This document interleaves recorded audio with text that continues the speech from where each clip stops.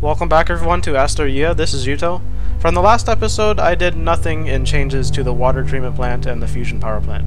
However, after looking at the water treatment plant, there is one major flaw that I saw, and that is erosion.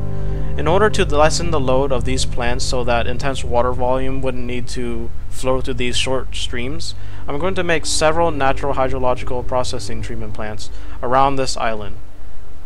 And I have a few proposed areas, and these won't happen until much later on. I think adding these treatment plants will not only serve our capacity needs in treating water, but also adding a natural value to the island landscape. I will integrate national-like parks around these plants to preserve wildlife, and city skylines-wise, this will also prevent the massive expansion of human urbanization, so I won't easily hit the object limit. These green zones are vital in preventing this from happening, but obviously serves multiple purposes in beautification, human leisure, and aesthetic balance with human geometry. Okay, so now for the content of this episode. In this episode, I'm going to focus on the first urbanization development.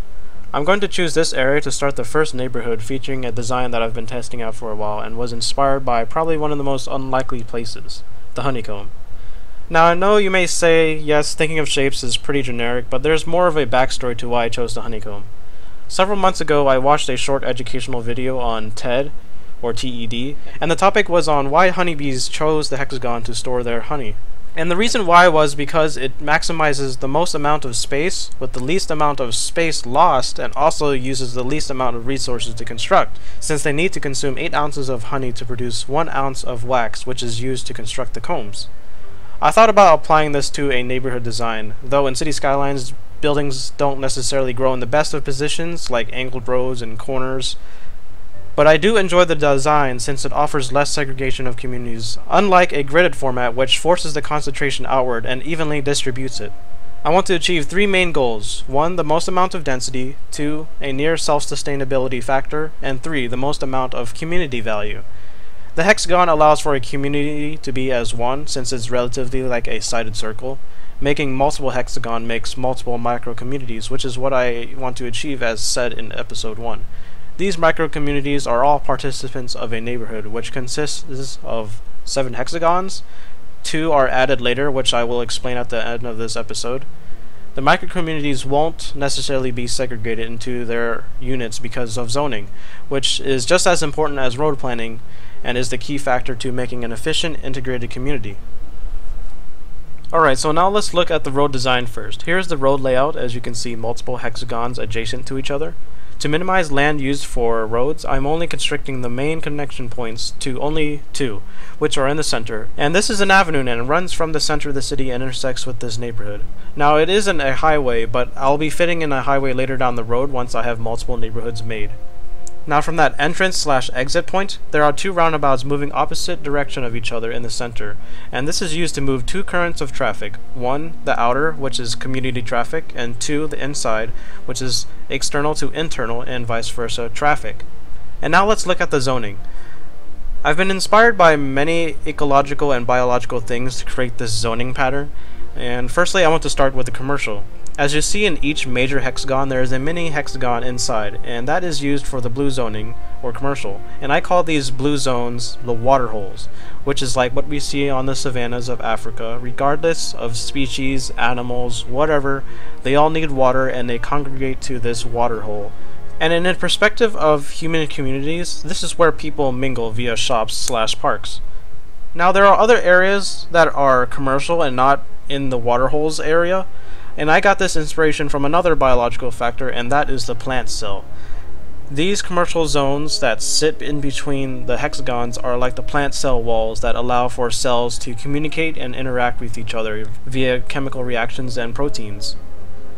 Now for the center, I've been really aiming for a decentralized philosophy, like how I did in episode 1 with the pulsar map road layout.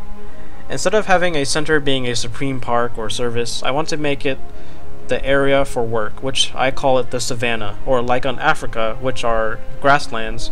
And the reason why I call this the savanna is because it's the competitive zone where people go in for work and education.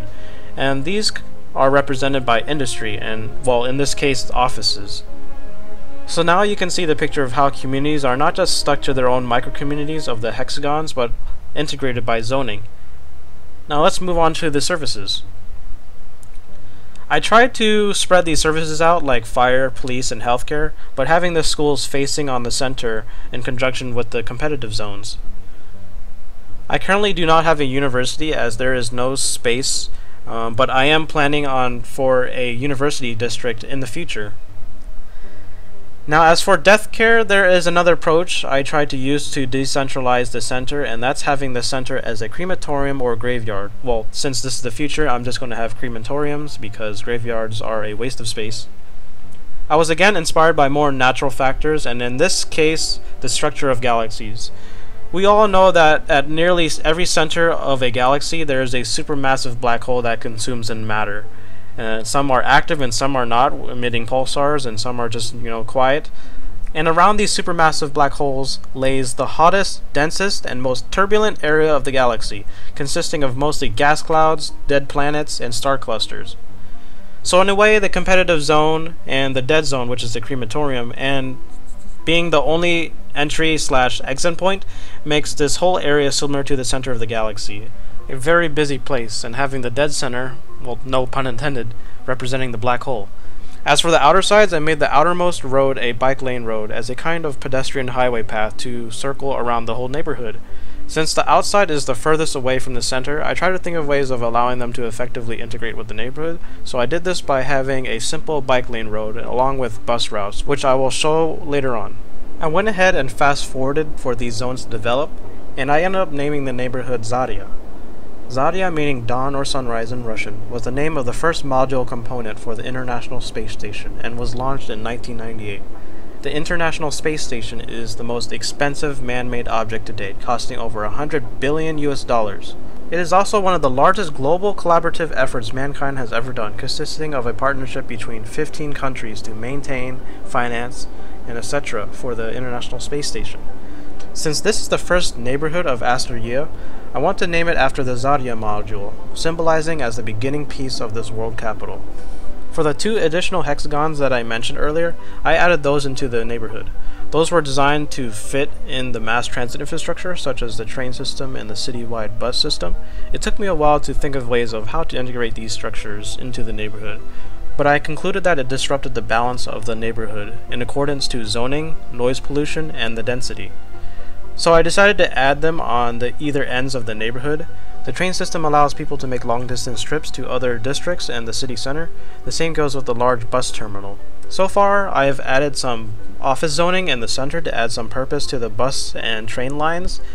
In the end, the city center will take on the same approach as the neighborhood's competitive zone, consisting of mostly education and work.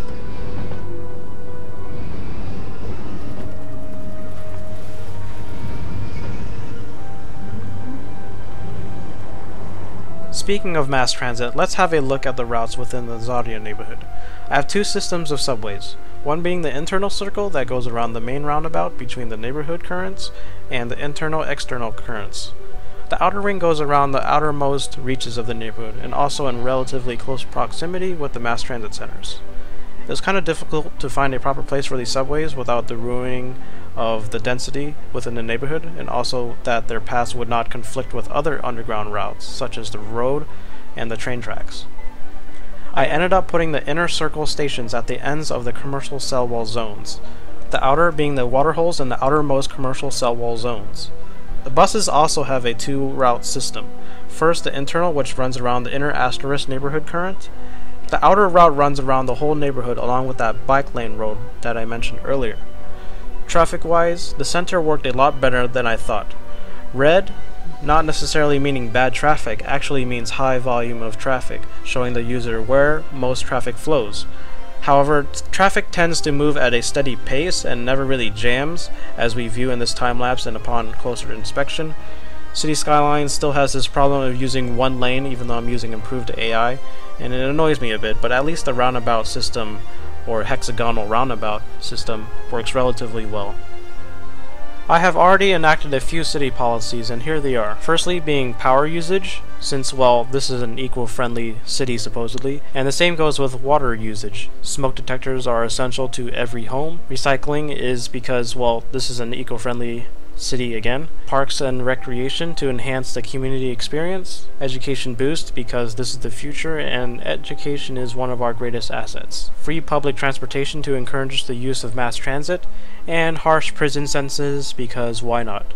For city planning, I have small business enthusiasts since we're viewing community as an important factor to urban design. Big business factor also plays a big role in the whole picture. Industrial space planning for offices and industry effectiveness since we're trying to achieve a greater self-sustainability. High-tech housing because, well, we're in the future. And the encouragement of biking because biking is fun. And better than a car in this type of urban design. Zarya has 2 additional policies. One being NIMBY, since this is not a tourist district, it will remain quiet at night. Old Town, again not being a tourist district, will only allow people from this district to use vehicles. Along with all that planning, I think one of the most pivotal aspects to designing is to get down and personal with what you created, which is a first-person view. To gain a sense of what you're trying to achieve, if it doesn't work, add something, or remove something, or change something. For me, Zarya reminds me a bit of Japan, with its narrow streets for creating a tighter communal living. The 2-way streets dotted with trees prevents parking along the curb, creating an appearance of narrower streets as seen by the distance of the buildings across from each other. Other than seeing the greater use of mass transit, we also see people taking advantage of city services such as the bike lane roads.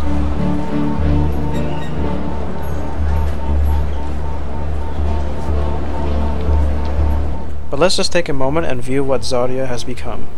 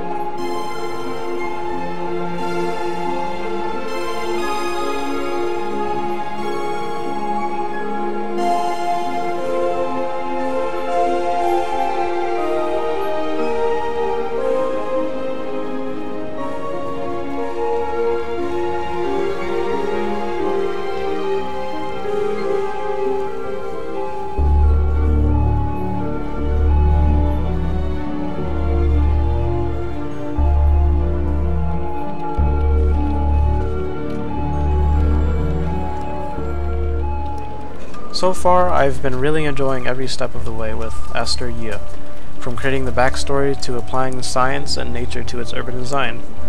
Taking on a futuristic and space theme, I chose space because space has always served as a source of motivation for me. Though I never wanted to be an astronaut, space embodies our greatest achievements. Sometimes when I look at the night sky, I can see the International Space Station whizzing by, which is just a small speck among a nearly infinite sky of specks. And to think that every speck in that sky is a burning star light years away, or a planet drifting through the void. We try every bit to reach for the stars, either through spacecraft or imagination, but that one speck that races across the sky is not a burning star, but our burning passion to achieve greatness as one, a united people peering into the last frontier. I hope you enjoyed the content so far as much as I do. If you wish to support me and the content I produce, you can visit my Patreon page. But for now, I'll see you guys in the future.